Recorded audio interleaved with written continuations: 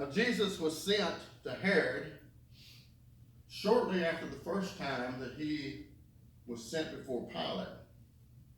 Now, we've kind of already looked at this event in the process, but we didn't look at this part. And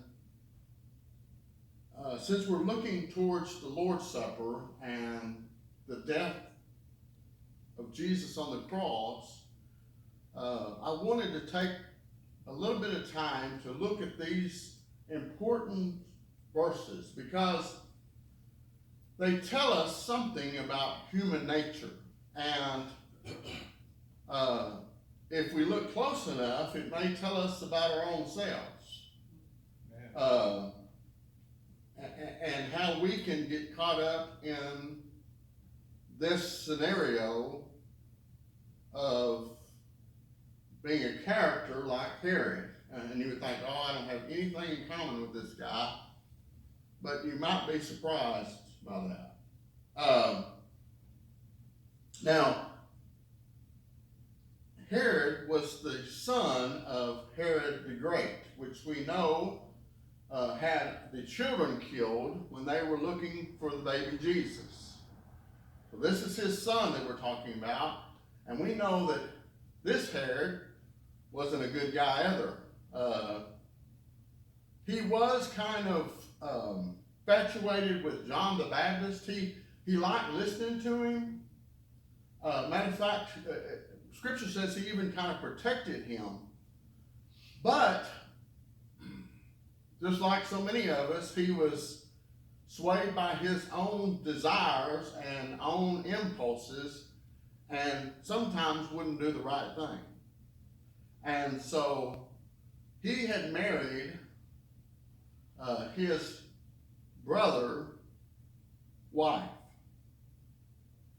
I think Herod had been married before. He got shed of her, and then she got shed of her husband, and they came together. Now, Herodias was an interesting character because she was very cruel. And she wanted Herod to grow in the ranks. She wanted him to climb the ladder.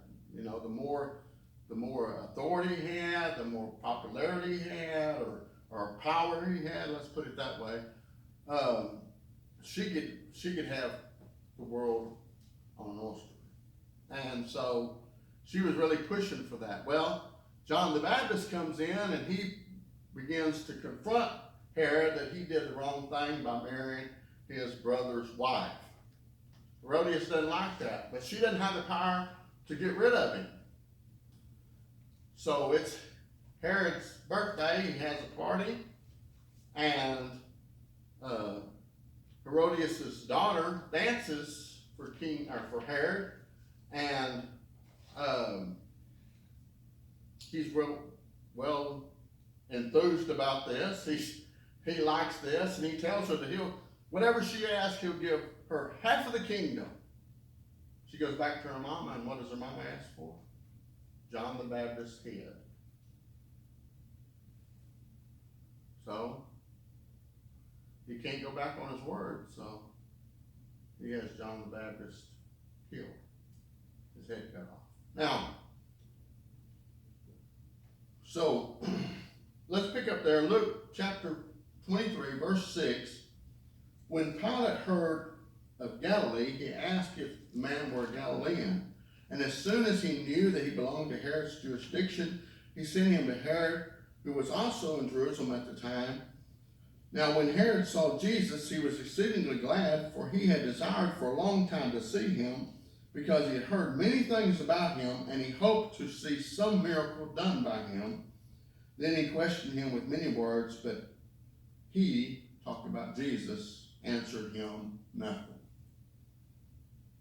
Now Herod was excited to meet him. He had heard many things about Jesus.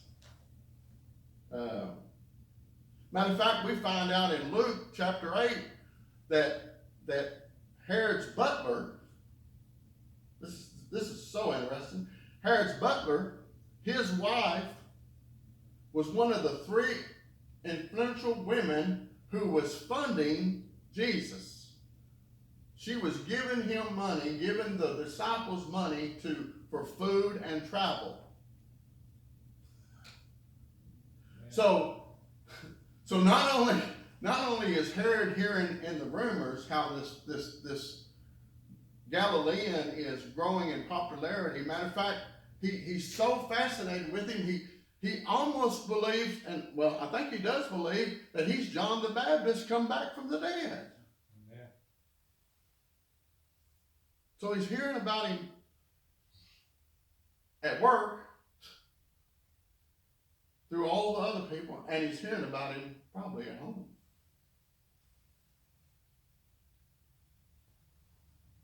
So he's really interested in this Jesus. I'm sure you heard about his miracles and his teachings, and he's heard about all the crowds that have come to hear him and to see him. He's heard so much about him that he's paranoid. And I'm sure he has lots of questions. I'm sure the first question is, how did you survive when my daddy had all the children killed from 1 to 2 years old?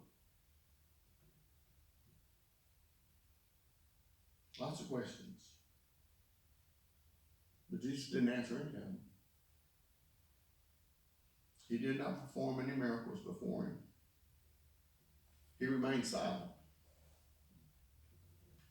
But he's not the only one to ask God questions or Jesus questions. We got a world full of people that does that. Why me, Lord? Why did this have to happen? I mean, people are always asking God a question. Why is such devastation in these fires? There's always people who are going to ask God questions. But here's the problem with that.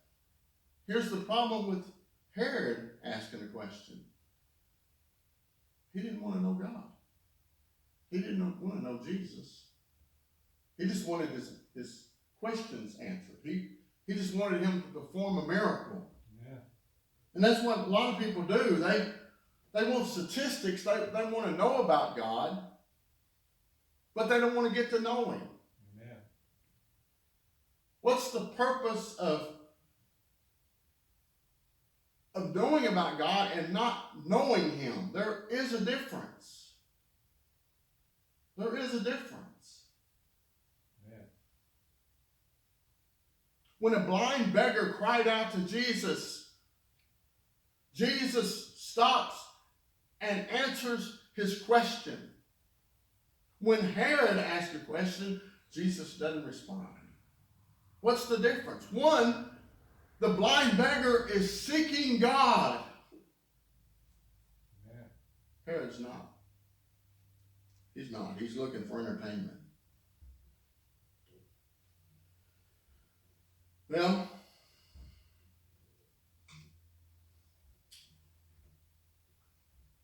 this is so typical of Jesus.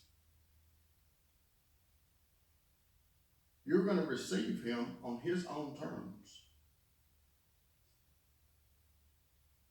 He is not going to bend over backwards to get people to follow him.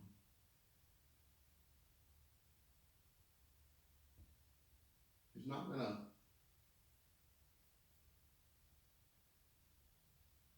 do certain things just so that a mass of people will come to him.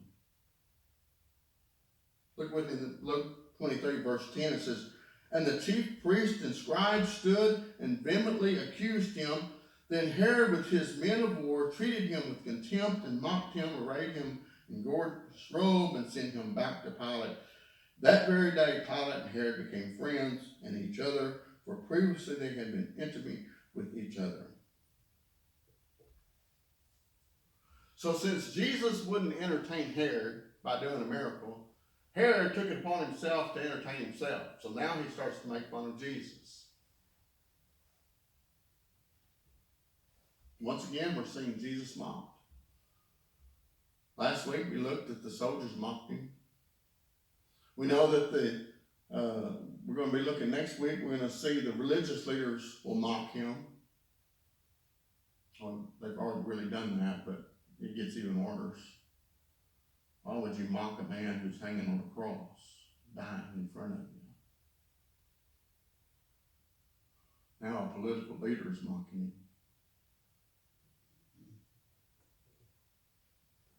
But you see something that happens a lot in this world. Whether it be in the family, whether it be at the workplace. I mean, this happens all the time. You got two people, and sometimes it can be more than two people. I've seen that. I don't think I've ever worked a job anywhere that this hasn't happened, that I haven't seen it happen to somebody. You have a couple of people who don't like somebody. They don't like each other. I get this. But they like that person even more, or dislike that person even more. And so they gang up on that one person. They become friends. Of course, it never lasts. It never does. I've never seen it last, this friendship that's bonded because they hate a certain person.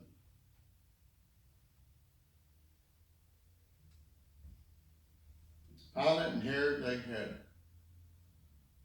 they were both power hungry. They both loved being in control. And now they both had contempt for Jesus. None of these characteristics is a good thing. Yeah. If you like being in control, I hate to tell you, but you're not in control. Amen. You're just not. You may think you are. You may be led to believe you are. But you're not. There's only one all-controlling power, and that is God.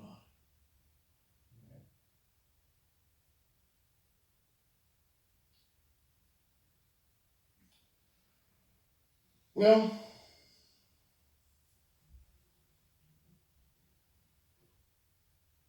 one of the lessons we can definitely learn from the experience of Jesus meeting Herod was John the Baptist always preached the truth. He never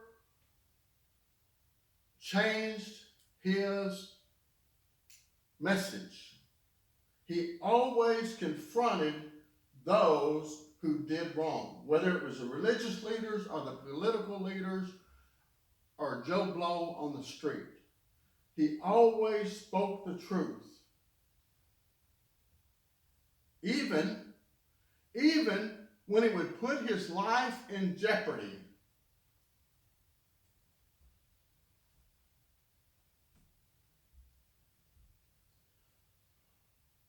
Jesus was the same way. Yeah. He always spoke the truth, even if it offended, even if it was uncomfortable. You were going to accept him on his terms. When people came in contact with Jesus, they would either accept Jesus or reject him. There was no middle ground. Either they would follow him or reject him. They would either surrender to him, but he was never, and I mean never, going to surrender to their pressure for him to be what they wanted him to be. They wanted him to be the Messiah, but they wanted a Messiah that would rule over the Roman Empire, that would take away their enemy. Jesus was not that. That's not what he came for. You were going to accept him on his own terms. He was never going to surrender to what people thought about him just so he could have a following. That's not who Jesus is. Now, this is, I got to thinking about this week. This has happened as long as I've been on this earth, as long as I've been around churches, let me put it that way. That churches, preachers, churches, congregations, however you want to categorize this, will do anything to get people in the pews. And I mean, it's getting crazy what people will do to have a congregation. But what is the cost of that?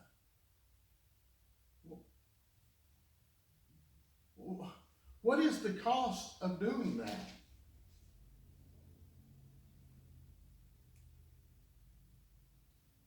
I hope that we never, me included, me mostly, that we never are so determined to have people and to be liked.